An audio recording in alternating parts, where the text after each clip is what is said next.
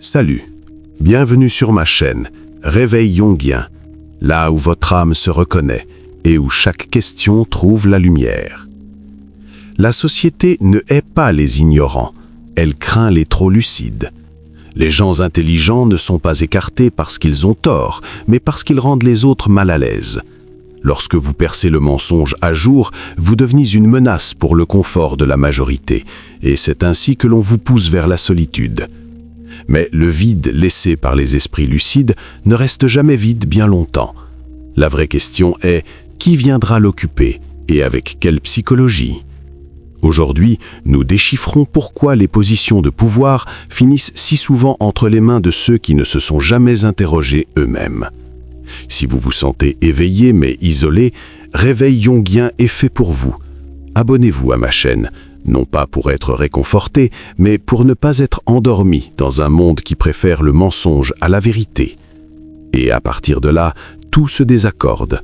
Ce n'est pas celui qui comprend le plus profondément qui s'élève, mais celui qui porte le visage le plus acceptable. Le pouvoir ne récompense pas la lucidité, mais la capacité à porter un masque acceptable. Dans la psychologie de Carl Jung, chacun de nous possède un masque appelé la persona. C'est le visage que vous montrez pour plaire à votre patron, pour vous intégrer à vos amis ou pour obtenir la validation de la communauté. C'est un outil nécessaire de survie, mais pour les âmes dotées d'une intelligence éveillée, la persona finit par devenir une prison asphyxiante. Pourquoi les esprits brillants choisissent-ils le retrait ? Parce qu'ils réalisent qu'une immense partie de leur énergie est gaspillée à nourrir une entité artificielle. Ils sont fatigués de sourire à des blagues insipides, fatigués de simuler un intérêt pour des débats creux. Lorsque l'intelligence atteint un certain seuil, il devient impossible de continuer à jouer. La solitude n'apparaît plus comme une punition, mais comme une purification. Vous choisissez d'être seul pour protéger l'intégrité de votre âme avant qu'elle ne soit broyée par les attentes du monde. La société n'a que faire de l'authenticité. Elle exige la compatibilité. Ceux qui détiennent le pouvoir sont souvent des maîtres dans l'art de porter la persona. Ils n'ont pas besoin d'être les plus brillants, ils ont simplement besoin d'être les meilleurs acteurs. Ce sont des individus prêts à troquer leur identité profonde pour devenir le symbole que la foule attend. C'est précisément l'effondrement de ce masque qui expulse les éveillés hors du tourbillon du pouvoir superficiel, les plaçant à la distance nécessaire pour observer le jeu. Celui qui parle le langage de l'inconscient collectif s'élève plus vite que celui qui pense par lui-même. La deuxième raison pour laquelle l'intelligence s'accompagne souvent d'isolement réside dans le concept d'inconscient collectif. Jung affirmait que la foule fonctionne comme un organisme aveugle. Elle est emportée par des vagues d'émotions passagères, des préjugés grégaires et des peurs irrationnelles. Dans un tel système, l'individu lucide devient une anomalie, une erreur dans le programme. Pourquoi les idiots accèdent-ils si facilement au sommet ? Parce que l'idiot parle la langue de la foule. Il ne pose pas de questions, il ne défie pas la réalité. Il se contente de refléter exactement ce que la masse veut entendre. À l'inverse, l'intelligence véritable est intrinsèquement destructrice d'illusions. Quand vous voyez les fils qui agitent les hommes, vous ne pouvez plus participer à la danse macabre du troupeau. Le retrait dans l'ombre est le seul moyen de garder votre lampe de la conscience allumée face à la tempête de la médiocrité. La solitude est ici un acte d'autodéfense de l'esprit indépendant. Vous restez sur le rivage pour observer, au lieu d'être englouti par l'océan de l'inconscience. Mais le prix à payer est l'isolement. La foule vous étiquettera comme arrogant, excentrique ou asocial. Pourtant, en réalité, vous ne faites qu'accomplir une mission plus noble, protéger votre droit de penser par vous-même. Je serais curieux de lire votre avis. Avez-vous déjà eu l'impression d'être un spectateur étranger observant une pièce de théâtre où tout le monde autour de vous semble possédé par son rôle ? Laissez-moi un commentaire, je lirai et partagerai vos réflexions. Une fois que vous vous serez extrait de la manipulation de la masse, vous comprendrez que le voyage vers soi-même ne comporte aucune trace de pas d'autrui. Toute intelligence profonde devient une menace pour la stabilité du système. Le plus grand voyage d'une vie, ce que Jung appelait l'individuation, est un itinéraire absolument solitaire. Son but est d'intégrer toutes les composantes de la psyché pour devenir un être total. Cependant, pour rencontrer le soi, vous êtes forcé de traverser les terres du silence. La société moderne a peur du silence. Elle remplit l'espace de bruit, de réseaux sociaux et d'événements futiles, car elle craint le face-à-face avec elle-même. Ceux qui dirigent le monde le savent bien. Ils offrent à la foule des distractions pour maintenir le contrôle. Mais l'esprit éveillé choisit l'inverse. Il choisit la solitude comme un laboratoire pour affronter son ombre, ses parts laides, douloureuses et refoulées de lui-même. Ce n'est que dans le silence que l'on peut rassembler les fragments de son âme pour les unifier. Les leaders de ce monde peuvent régner sur des millions de personnes, mais ils sont souvent des infirmes spirituels, car ils n'ont jamais osé marcher seuls. L'intelligent accepte l'isolement, car il sait que la complétude de l'âme est 1000 fois plus précieuse que l'applaudissement d'étrangers.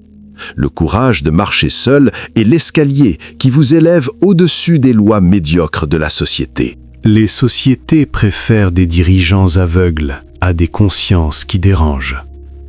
L'éveil de l'intelligence apporte un privilège, mais aussi une douleur cruelle, celle de voir ce que le reste du monde choisit d'ignorer.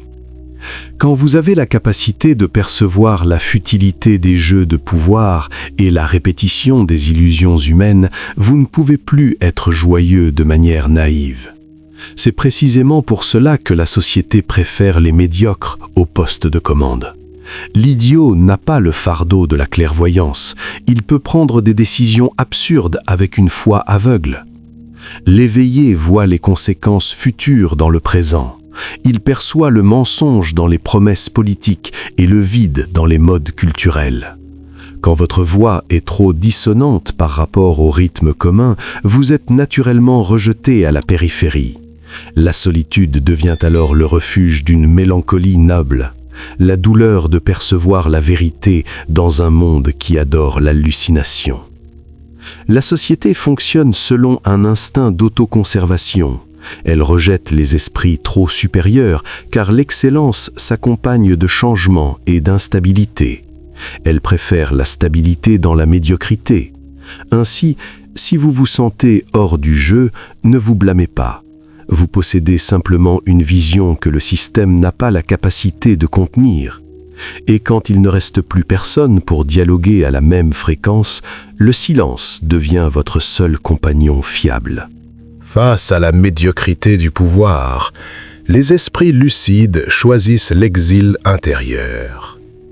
Au dernier stade du voyage jungien, la solitude n'est plus un manque d'autrui, mais la présence totale de soi. Les idiots au pouvoir dépendent de la reconnaissance de la foule pour avoir l'impression d'exister. Sans les projecteurs, ils disparaissent. Mais l'esprit véritablement éveillé a découvert une communauté intérieure d'une richesse infinie au fond de son âme. Il se connecte aux archétypes, ces courants de connaissance éternelle de l'humanité. Dans le silence, il entend la voix de la vérité.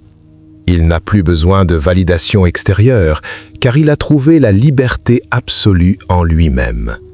C'est ici que la solitude devient un pouvoir souverain, la capacité de rester debout comme une île au milieu d'un océan incertain.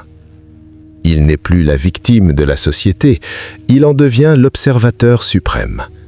Les idiots peuvent détenir un pouvoir temporaire, mais l'être solitaire doté d'une intelligence éveillée détient la clé du sens de la vie.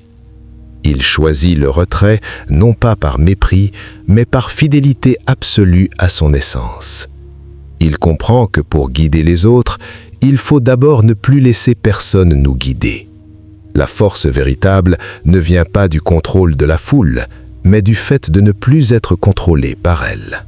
Nous avons parcouru un chemin brutal pour comprendre pourquoi ce monde privilégie la médiocrité et craint la sagesse. La présence d'idiots au pouvoir n'est pas une erreur du système, c'est la preuve que le système fonctionne selon sa propre nature. Privilégiez la stabilité sur le progrès, la familiarité sur la vérité. Si vous êtes seul, si vous ressentez le poids de la lucidité au milieu d'un monde qui rêve debout, souvenez-vous de ceci. Le prix de l'authenticité est la solitude, mais le prix de l'inauthenticité est la perte de l'âme. Ne faites pas de compromis. N'ayez pas peur de votre propre obscurité, car c'est le seul endroit où la lumière véritable commence à germer. Votre intelligence peut vous rendre solitaire, mais cette solitude est la preuve que vous avez brisé les fils de l'inconscient collectif. Merci d'avoir eu le courage de m'accompagner jusqu'au bout de ce voyage. Si vous sentez que votre âme a été réveillée, abonnez-vous à la chaîne Réveil Jungien et activez la cloche pour ne manquer aucune de nos prochaines rencontres au cœur du labyrinthe de l'esprit. N'oubliez pas de laisser un j'aime si cette vidéo a touché votre âme. À très bientôt pour le prochain plongeon.